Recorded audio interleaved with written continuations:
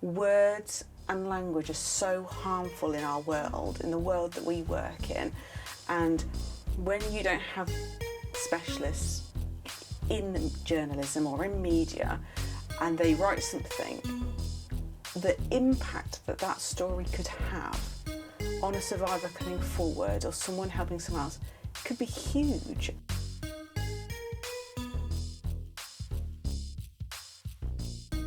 Hi, welcome to our podcast. I'm joined by Lou and Karen today, so I'll just ask you to just introduce yourself, tell us who you are, a little bit about yourself, and the organisations that you're involved in. I'm Karen Jardine. I am the Campaigns and Communications Manager at Nottinghamshire Sexual Violence Support Services. So we provide support to survivors of sexual violence aged 18 and above. Okay, thank you. Hi, I'm Louise Graham, but you can call me Lou. I'm the Sexual Violence and Violence Against Women and Girls Lead at the Nottingham Community Safety Partnership, and I also manage the Nottingham Consent Coalition. Brilliant. So tell us a little bit about the Consent Coalition. What is it? How did it come about? So the Consent Coalition is a partnership brand and platform and a way of specialists communicating with everybody about the resources, the campaigns that we produce on consent and sexual violence. So a little bit about the history. In Nottingham we have a group called the Sexual Violence Action Network.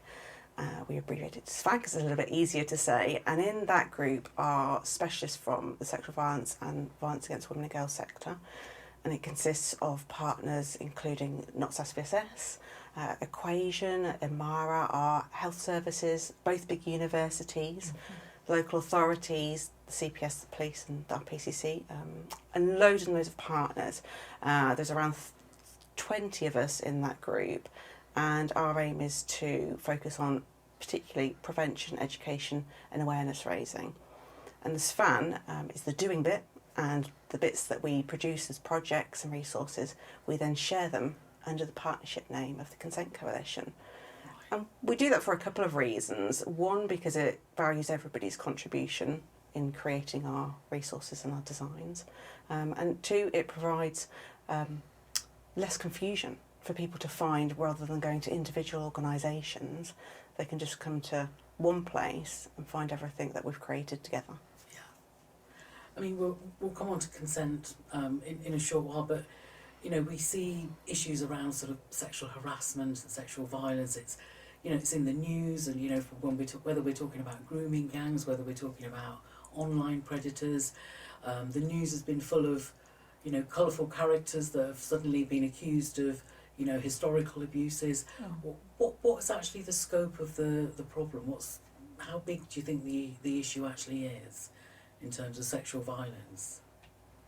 Well, I mean, I think that the strong statement is that the government now of violence against women and girls is one of their targets is to reduce that by 50% in the next 10 years. It's an epidemic.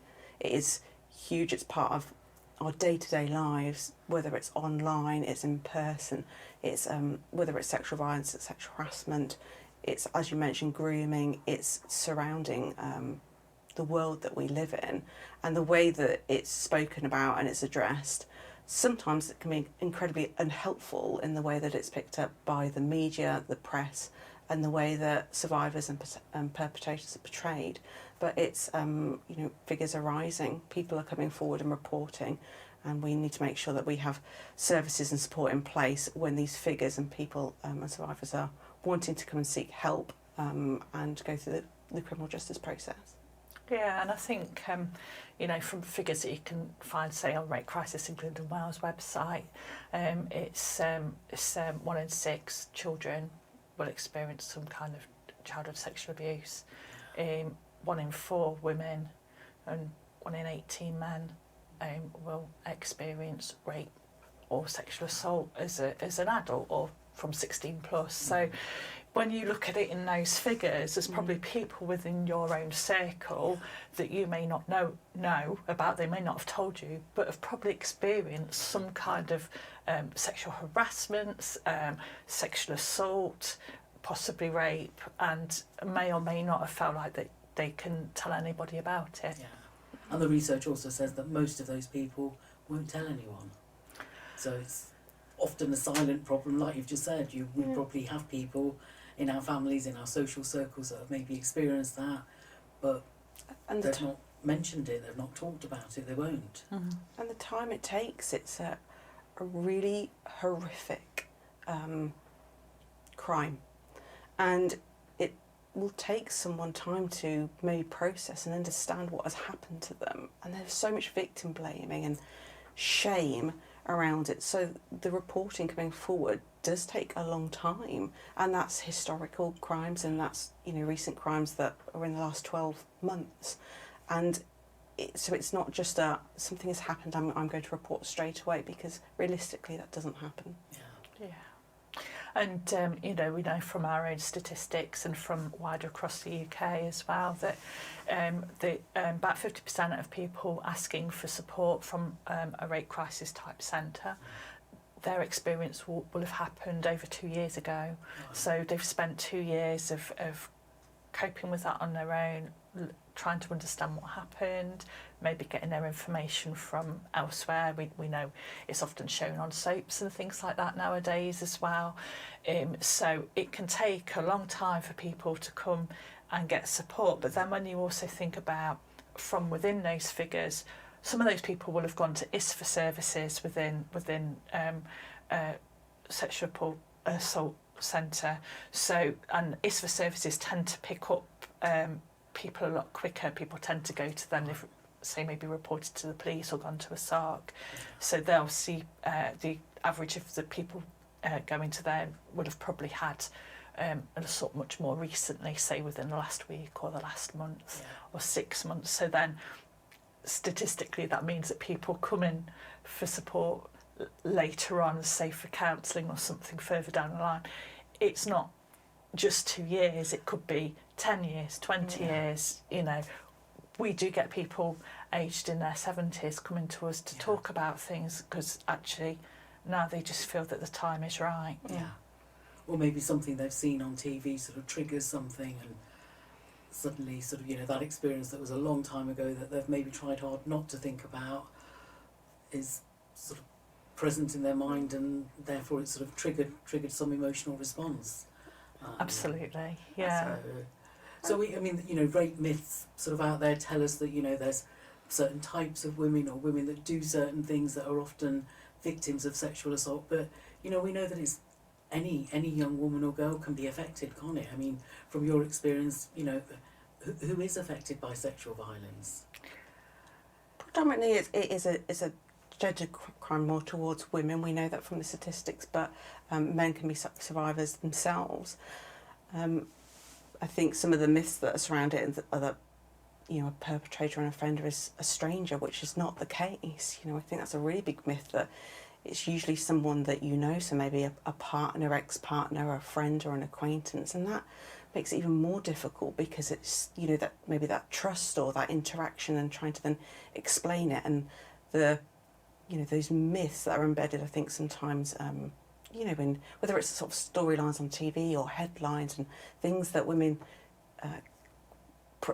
people project and think, oh, that what we should do to keep ourselves safe. Well, actually, no, it's not about us keeping ourselves safe. It's putting the blame where it should be with perpetrators. And if women want to walk down the street in the dark, we should be able to walk down the street in the dark. We shouldn't have to hold our phones, hold our keys, walk under particular lighting, or not go under bridges. I think hopefully that through some of the preventative work that we're doing and some of the, I think sometimes storylines that are picked up now are trying to put the blame where it needs to be, and that is with the perpetrator. Yeah, absolutely. I mean, when we first developed Stand By Her, that was originally, it was a programme that was mainly targeted at men, because we actually felt, you know, we shouldn't be teaching women or training women on how to deal with men's bad behaviour. We should be stopping that behaviour in the first place. And there was very little that was actually targeted at men. In fact, I mean, we mentioned victim blaming. I recently read a book, I can't remember what it was called, but it was a very thick book about victim blaming. And even the raising awareness of the concept was still talking about what women need to do or what women don't need to do. Yeah. Nowhere in that book or nowhere in anything that I've read have I seen any messages to men saying, can you just be thinking about the impact of your behaviour? Can you think about if you're walking behind a woman on a dark street, she may feel concerned, maybe, you know, cross the road or slow down or don't walk. So there's very few messages that men actually get, isn't it, in terms of stopping the behaviour that leads to those crimes. And stopping that behaviour and also intervening when you see, you know, if you're out with the lads or you're out with your friends and you're, you know, whether it's something that people consider, or maybe it's just a name, or I just approached someone, I just did this because I thought it was funny. But that intervention, and we, you know, women need allies and need men to like be part of that change, that culture shift into we shouldn't just be sticking it for ourselves, but actually, you know, we need you to be part of this journey of culture shift, and into, you know, helping each other to intervene when things are not appropriate, when that behaviour and that language is not appropriate, and that's what I think we need to also tap into. And I think it's really important actually that all people feel empowered to call out behaviour that they feel is wrong, or you know, that they, if say their sister was receiving that kind of unwanted attention, they wouldn't feel comfortable about. So it's actually making people feel like that they can call that behaviour out, or go, hang on a minute, mate, you don't really want to be saying that, or you know, or just take a step back, or just, you know, or you know, just distract them even, just so that actually it gives space for the people to breathe and to actually think, this is what's going on, and we're going to stop it now, that's fine. And sometimes that's a really strong message when you've got a friend saying, no, that's not okay, mate, you know, or just leave her alone, she's not interested. Those are strong statements. That's like, you know, and for others that are watching by thinking, actually, that's really good, you know, he did that, and that made that person feel less uncomfortable and diffused a situation which could have got quite uncomfortable or harassing. So, you know, that behaviour is really important for us to see, whether it's out on the streets, it's in a bar, it's in a space, it's in a workplace, and that allyship, you know, it needs to get stronger, and hopefully it is getting weaved through the work that we do. Yeah.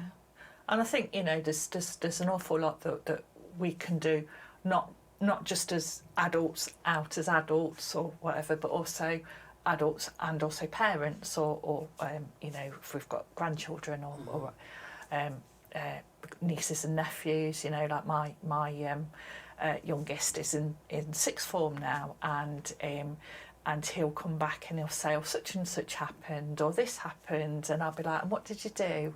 And what did you feel like? And we'll discuss like what happened, or did he diffuse a situation, or how he would act if that kind of thing happened again. And you know, he's quite sensible actually, and will, you know, act generally in the best way. But you know, you can get those conversations in at all ages really, and stages of somebody's development really. And sometimes it's more about raising awareness than, you know, having a go and sort of saying that was out of order. Sometimes just letting people know, you know, I had a friend, a very good close male friend, who said something a couple of months ago. I can't remember exactly what it was, but it was something that could have been seen as negative and derogatory towards women. And I remember saying to him, hang on a minute, I said, don't say that. And he goes, no, I don't mean it. I said, look, I know you don't mean it in a negative way. I know that because I know you. But if you're saying those things down the pub with people that you don't really know, if you're saying those things, you know, at work with other people that maybe you don't know you as well as I do, they may not appreciate, you know, where you're coming from. And actually they may take that as permission to say derogatory things about women themselves, because they'll perceive that. And then the worrying thing is they may add their own hostility onto it. So, you know, from you, an innocent comment that, you know, you're just having a laugh, or you're just making light of something which people close to you might understand and not have to respond to, somebody else may take that as permission, and it may lead to much more harmful behaviour from other men. And he said, you know, when I started having that conversation, he goes, do you know what? He goes, I've never thought about it that way. Yeah. And I could tell he's probably not going to say that again. Or he's probably going to be very mindful about the influence he has on other people.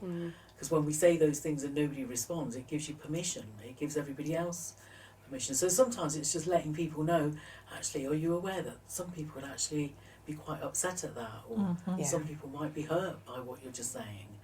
And most decent people will be horrified and go, oh my God, I didn't realise that. And then they'll change that behaviour, or they'll be more mindful. Obviously, those people that, you know, don't change their attitudes and continue, they may require a different approach. But I think the good news is, given feedback in a way that's respectful, most people will respond positively.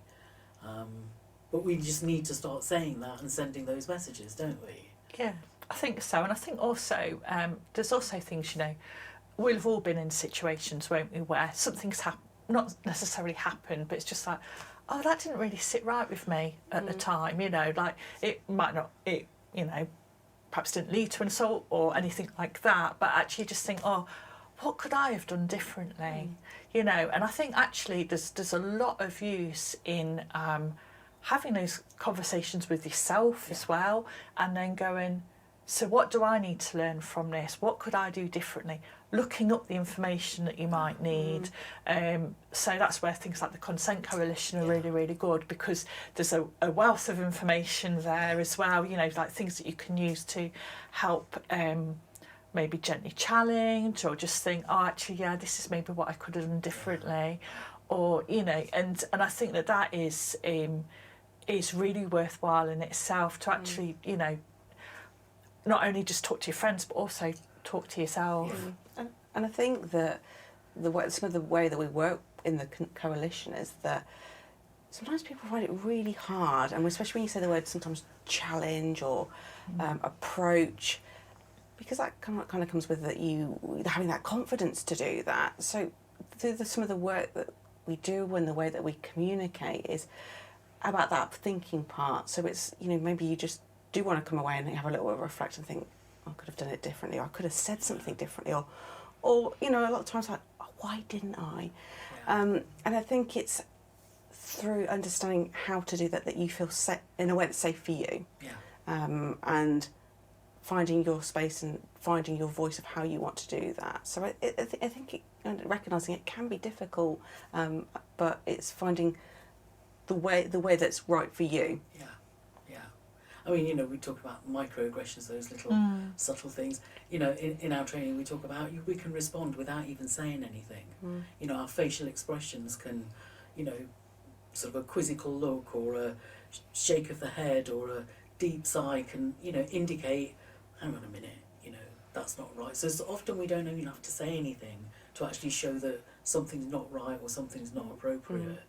So just, I mean, in terms of the Consent Coalition, I mean, what's the core message? What is it that you're trying to communicate to people? Talking about consent, understanding consent, and having, I suppose, a different type of approach. So we've created, as you know, talked about some of the prevention work and some of the education work, but I think it's a very difficult conversation sometimes, particularly with young people. So we're trying to find new ways to connect. So we've produced and we've designed lots of different resources and some amazing campaigns. I think they're amazing, but I hope they're amazing. That are that are education on a different approach. So it might be that there are some maybe riskier things to talk about or uncomfortable things, like for instance in our A to Z of Consent campaign, which looks at every letter of the alphabet has a different message about consent. Okay. And we picked out words, this is going to test my memory now, but things like F for flirting, or B for banter, or I for intervene. And we picked out some of the words that we felt that we used most, or things that we needed to touch upon, especially through, you know, the pandemic time when everything kind of went online. And the response from that campaign has been phenomenal. And we really were quite shocked actually, because we launched that campaign and we worked with partners across Nottinghamshire, and if you haven't seen them, they're on the trams, they're on the buses. I saw them on the trams. And when we launched that campaign, I think everybody almost held their breath a little bit, just because we thought, what was the response going to be from the media, from members of the public, from young people? You know, we were, you know, one of the first cities to put the topic of consent on such a large platform, and then we launched the campaign, and in that time we haven't had one complaint. And I'm very, very proud, Yeah, I think we're all proud of that statistic, because that statistic shows you that actually whether it's the messaging, it's how we're engaging, how we're connecting. For instance, that tram has done the distance of the circumference of the globe, I think, just one of the trams. Wow. So it kind of gives you an estimate of how far it's gone back and Yeah. forth through Nottingham City, and how many people will have seen that and those messages. And the way that we realise that we're reaching people is because some of the stats that we can pull off. So our campaigns page on our coalition website has been viewed over 82,000 times. Yeah. We have universities and colleges from all over the world contact us about, can we use this, can we share it. A personal story, my younger brother messaged me one day saying, I just wanted to send this photo, and it was the full A to Z up in their sixth form. And I was like, I have no idea how it's got there, but it's amazing that it's got from A to B, and it's been a wonderful way, particularly with younger people and students, because when we're doing engagement events, instead of maybe approaching students and young people about consent or sexual violence, often they'll say, I've seen your tram. And that is one of being the best way as a conversation starter. And then we might pick a letter, we might pick a particular subject, and that's how it's been used. Yeah, it's like I bumped into a friend and we were talking about the A to Z of consent on the tram, and she went, K for kissing. A kiss is not a contract. And it was like, she said, it's such an amazing campaign. And it's just like, honestly, like people, like, I'd not seen her in 20 years, but she'd seen the tram, and she was like, I can't believe you've been involved with that. And it's just amazing to hear. And I've like, I do use public transport, quite regularly, and I've been sat like on a tram, and people have said, seen the campaign, or they've been on, they've seen the bus go by, and they've gone, that campaign's saving lives, that is, it's amazing. Or we've done stalls before, and we've seen people go by and go, it's an amazing job you're doing. And I think for us, from a sexual violence support service point of view, is when we've took the consent coalition material out with us, which we do on all of our stalls now, it is a real way for people to come in and have a conversation, because it's a safe way to come forward. And then you might get people disclose that something's happened to them, or ask if they, how they would get support or whatever. But it's just a safe way for people to kind of come forward as well. So there's been, that's been really helpful from our point of view as well. And I think we didn't ever really anticipate where that campaign may go. And I think one of the really heartfelt moments that a charity in Sierra Leone about 1.5 years ago reached out to us and said, sexual violence, particularly among towards girls in our area that we work with, we've seen your campaign, could we use it? So we spoke with them and said, absolutely, feel free to download everything, or we can send it all to you. And they were holding some sort of awareness days where their staff came into the school, their volunteers and some parents. And they sent me some photos of at a table, and they were sat there and they were drawing out our letters, like N for no and Y for yes. And they were writing out our little messages, and they were then going to talk to their children and the young people in their schools about it.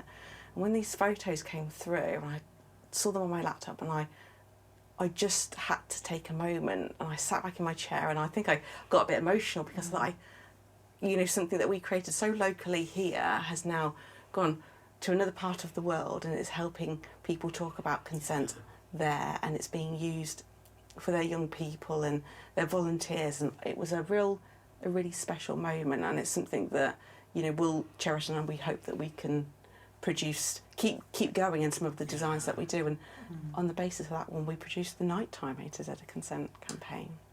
I mean, that's fantastic. I mean, what a legacy to have, like you say, something that was created locally, being used around the world, as it were.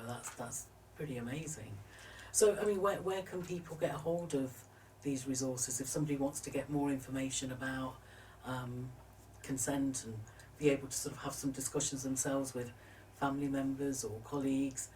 Where can people get information from? So the Consent Coalition has a website, so you could just type it into Google and you can find everything that we've ever produced on there. So that's our campaigns, that is our different types of resources, our booklet for survivors, information on where to go to access specialist support, or advice about whether we've already a child and go through a different referral pathway to get support. And so you can find it all on there, and we have a really active social media platform. So every day of the year there's a new message on consent. So we try to touch upon a lot of information and really relevant stuff that particularly young people will, I suppose, hopefully connect with. So everything you can find on the Consent Coalition website, and it's all free, and you can download it, you can use it, you can share it. We just ask people not to steal it. But it can be shared far and wide, and everything is you can use on your phone, so you can download it and share it with friends and family, and it's a really great way. And we've, I think, found that it's been a real source of information, and we're very, very lucky that we have over 30 partners that support that and those messages. So because of that, we can then share lots of our messages across a big, wider platform. But please feel free to use any of it. Yeah, that's great. I mean, a great sort of a bank for people that want to be allies, for people that want to start some of these conversations. Yeah, absolutely. And so, you'll see, say, on the trams and the buses and things, you might see a bit like, so I was behind the 28, I had flirting on this morning. I was like, yes, that's one of mine. So we have like, there are the kind of like A to Zs of consent, which have been seen on some of the billboards and that in town, haven't they? So it's got the full alphabet, but then each actual letter has its own poster which can be downloaded as well. Wow, So okay. like the KISS is not a contract, you don't have to do anything else. It's got a bit more information on it. You can download it to like a A4 size, or you can make it smaller if you want to. So that's available for all the letters of the alphabet, free of charge. But also we can ask us, you can contact us through the website for the social media packs that go along with it as well. So we've had a few requests for those, haven't we, as well? Yeah, absolutely. And people like to share on different platforms, so we make everything as accessible as possible, and our website has a Recite Me tool on it, so it's really good for access to all our different resources. And I think one of our biggest resources, as well as the consent campaign, is that we have a booklet called Your Journey, and it's for survivors who, whether they want to report or if they want to just access some specialist therapy, it's a booklet about your own journey and your options available in Nottinghamshire.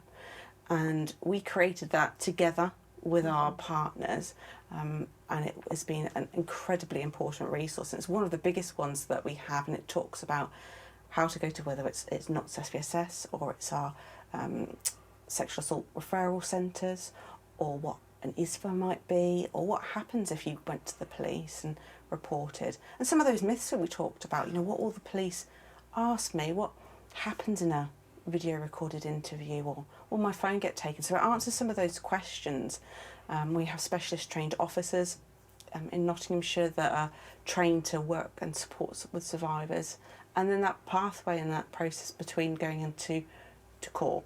And there's a lot of worry and a lot of fear about what that process might mean, and hopefully that booklet, and we've worked with our wonderful colleagues at the CPS to talk about what that, and answer some of those questions and giving evidence and going to trial.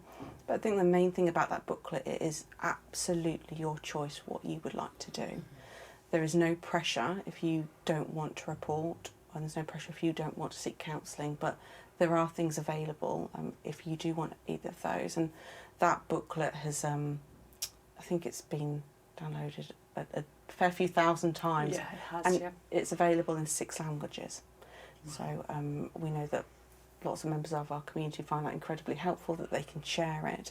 And again, that's downloadable for free. And we know that our health services, our GPs are using them. They're getting shared across university campuses, and it's a wonderful resource for anybody to have. And I know there's been quite a few eyes nationally on that booklet. We've got some big plans, so maybe we'll do another podcast to watch this space where it might go.